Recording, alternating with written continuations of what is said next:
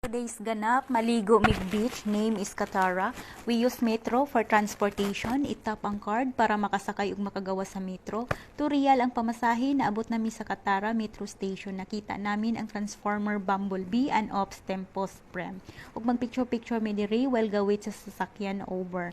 On the way nami paingon sa Katara Beach. Entrance for adult 10 reals per head. Rent for umbrella 5 reals. Rent for chair, 5 reals. Gibutangan mig bracelet tag para di daw magkahiwalay. Hoy, walang forever, charis, haha. Para di ay ma-prove na nagbayad kami. Video for documentation.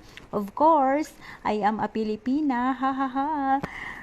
Takbo girl, ang init. Hoy, akala nyo naka-sunblock ako. Kumain muna kami nag-lunch bago mag-swimming. It doesn't matter kung daghang balon, ang importante happy.